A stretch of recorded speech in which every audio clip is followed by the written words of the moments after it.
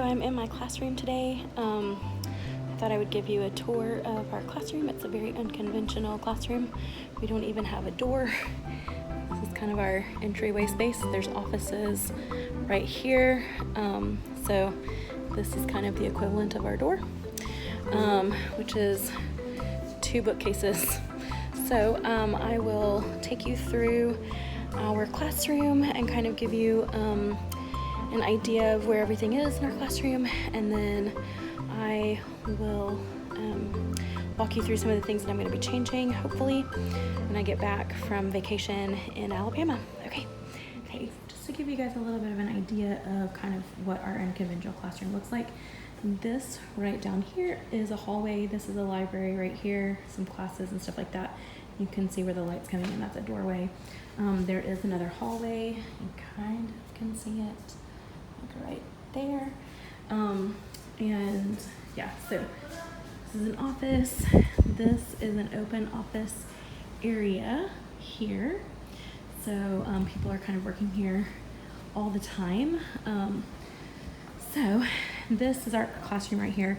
Eventually we will get like fabric or whatever, something to cover the backs of these, and hopefully we will also eventually be getting rid of these 2 desks and possibly this cabinet, and we'll be able to bring this out, and then we gain all of that space inside of our classroom. So and same thing here, we would bring this and kind of swing it around to here, and so it would come out here, so we would have more space in our classroom. So this is what kind of the doorway looks like right here. We are hoping to get another one of these. It's actually 3, so we'd have an extra space here, and so the doorway would be a little bit smaller. But this is what our classroom looks like, kind of the overview as students come in. This is kind of the overview of the whole classroom right here, and then I will walk through and show you kind of what everything is. So we'll start over here because it's kind of the easiest place to start. This is our classroom library. Now, my classroom is kindergarten through 12th grade. So I do have to have lots and lots and lots of different kinds of books. So you can see I have books like Jane Eyre, and then I have books like something like Molly's Route 66 Adventure, Beverly Cleary books, and Hardy Boys, and things like that. So I also have like readers and things like that down here. So I do have, kind of a wide variety of students and reading levels and ages, and so we want to kind of encompass all of that. You can see up here I have some phonics books. These are books that we bring down specifically to work with students who are learning how to read. We also have some like Narnia books and the Little House on the Prairie books. I keep these up here because they're sets, so I kind of want to keep them together. This is some books that we're kind of working on right now, kind of work in progress. We also are bilingual, so we have books like this one that is 2 languages in one, and then we also have books like these that are all Spanish-speaking books. Right now they're kind of all mixed together because, again, we are in the middle of kind of going through them and making them, putting labels on them and such. You can see our kind of label system here is by color. Those are kind of reading levels, and then we have not put them kind of in genre at this point, but again, it's kind of one of those things we're trying to figure out because we are having to keep so many grade levels in one classroom. So that's been really fun and interesting. We do have inside the books, let's see if this one actually has one in it. It does not. We do have inside most of the books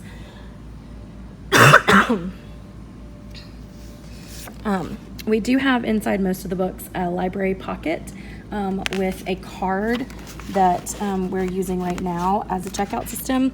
Eventually I will move over to an electronic system, but that's kind of what we have right now. So when students want to check out a book, they can take the card out, put their name on it, and then stick it in this little thing right here. And then when they bring a book back, they just find their card and put it back on the shelf. So that's kind of how we're doing that right now. Now this also is kind of our biggest open space. You can kind of see right here. We have carpet down here on the ground. We also have some cushions and some comfy chairs and things like that over here. Our class phone is right there. So because of that, we do also have some learning materials. So in these bins, I need to get a label for this. I've got things like, this is all alphabet things and different like sorting letters and activities and things like that. This is upper elementary school math. So we've got like fractions and multiplication, division, negative numbers and things like that in here. And then in here we have some more of that language type stuff.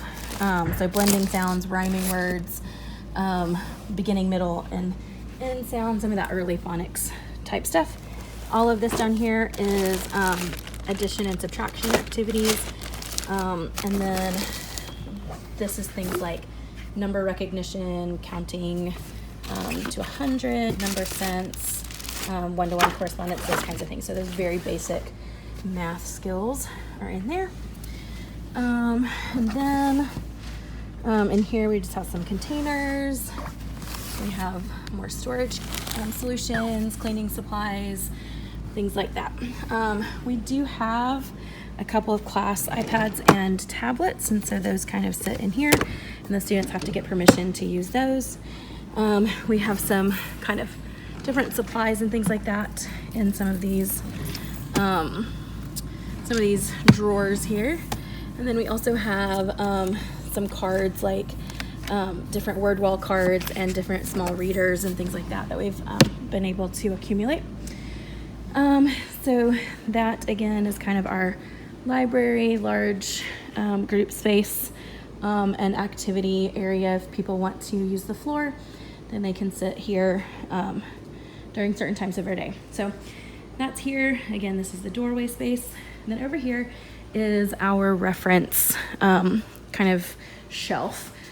So we do believe that kids should be able to understand and look up things in a text, a physical, tangible book, as well as technology. So my advice to them always is to first look in a book, and then if they can't find it in a book, then let's look at it on one of our iPads or our tablets. Because for me, when you look at a book, this book has been scrutinized. Before it can be published, it has gone through a lot of fact checking. Things on the internet, if I have enough influence, I can convince anybody that this guy is purple. And I can speak that as if it's true. And so until a child understands the difference between fact and fiction and how to understand what is fact and what's opinion, then I feel like this is a better option.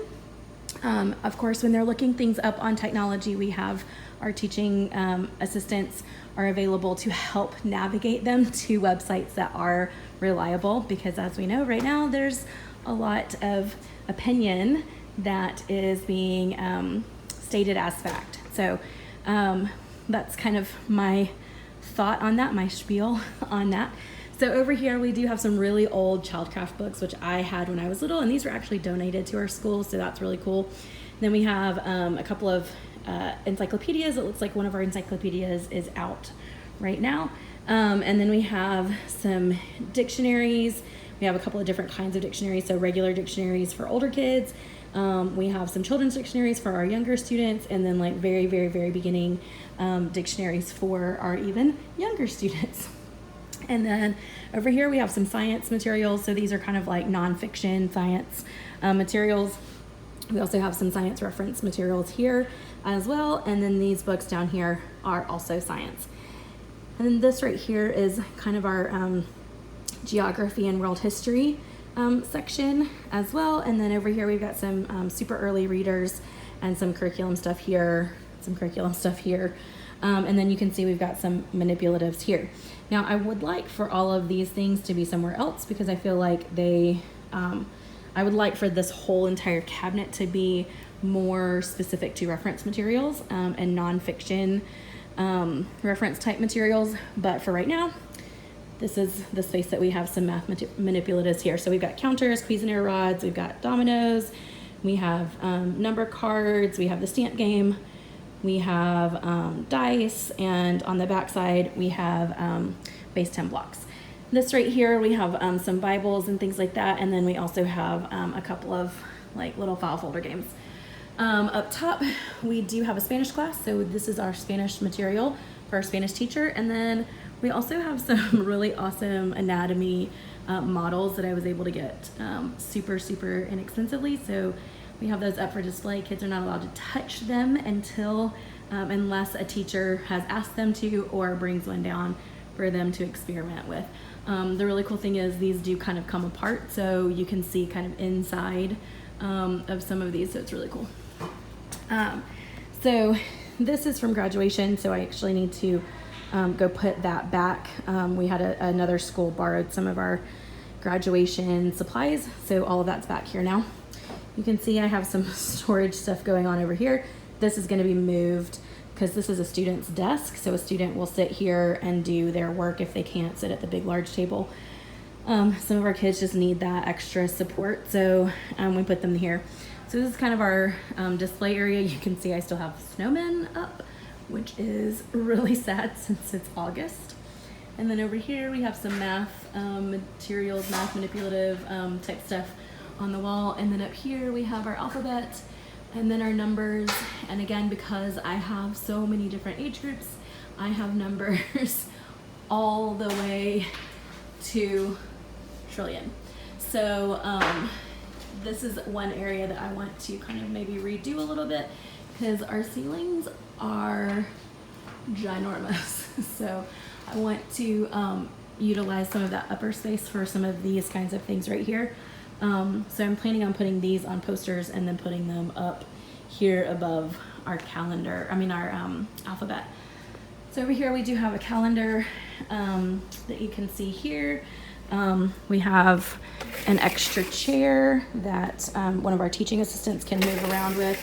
We have, this is a teacher toolbox kind of thing, so it's got different things inside of it, including asteroid rights down here at the bottom, but different materials and things like that. Different types of tape and stuff that the kids are not really supposed to have access to. This is construction paper. Kids can have access to that. And then this is another kind of storage cabinet that we've got different things in. So this, I got a cash register that's lockable, but it's got like plastic money in it and play money in it that looks real. So we can teach money with that, which is really cool. And then these are just different activities that we've got there. So coming along here, I made these two posters and I'm kind of working on a poster set of some basic literary or literacy terms. So kids can kind of understand what those things are. So this is our cabinet. The only kind of storage really that we have in here, so it's jam-packed with stuff. So you can see we've got some things for the fall here. These are all games for language and ELA stuff. This all over here is geography and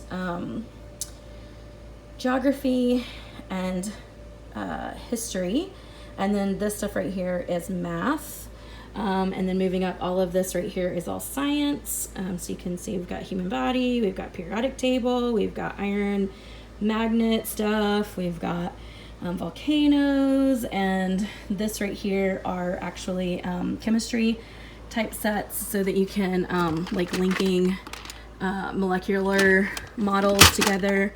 Potato clock, this has a microscope in it, and then we have anatomy and things like that. Books, so these are books of the body, which is really cool. We also have gloves and things like that if we do experiments. This little shelf right here just has kind of indoor recess type stuff, so battleship. These are like cards, match game, the chess, backgammon, puzzles, you know, just kind of indoor recess type stuff. They're not games that specifically meet a specific need or a specific academic skill. So that's kind of what that is. And then down here at the bottom is just kind of overflow storage. Some of it is paper, some of it is bins and various things like that. I also have these hot dot games.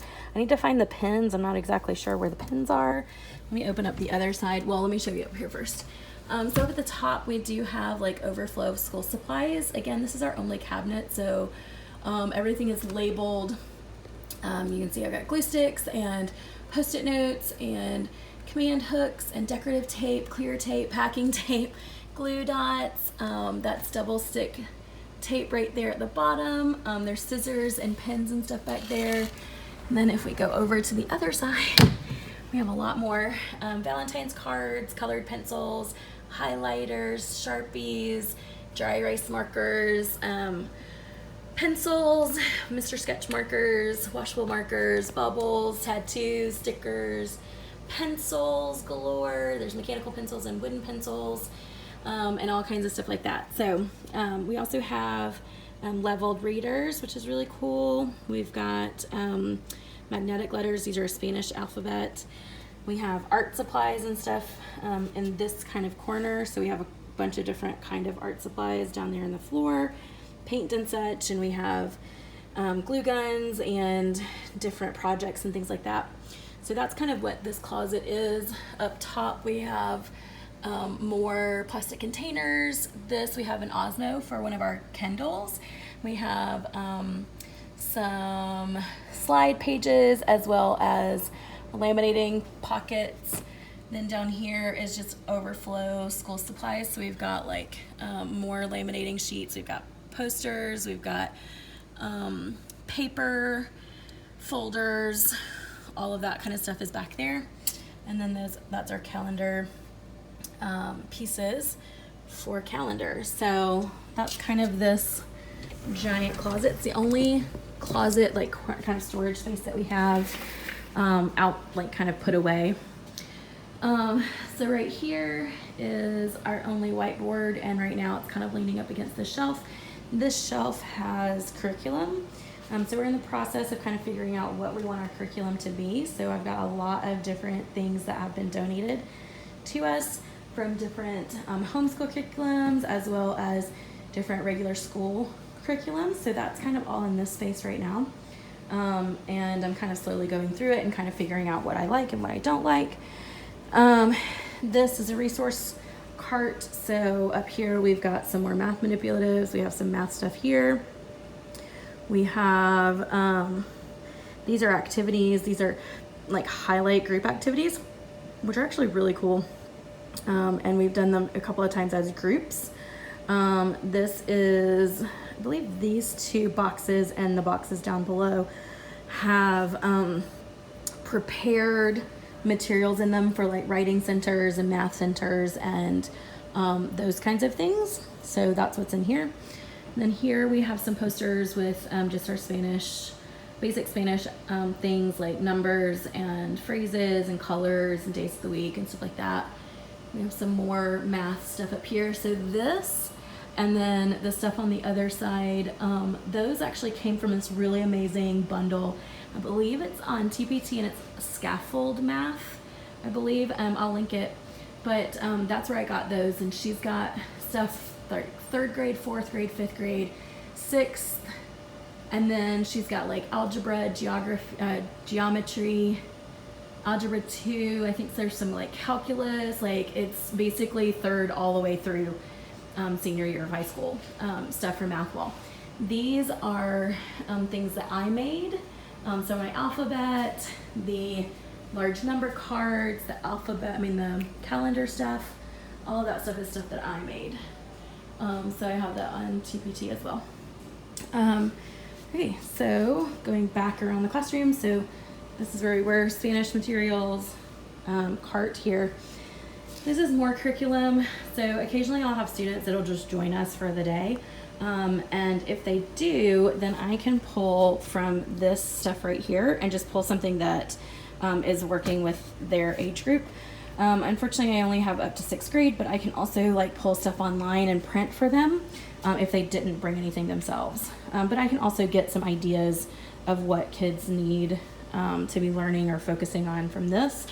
And then again, more curriculum that's been donated,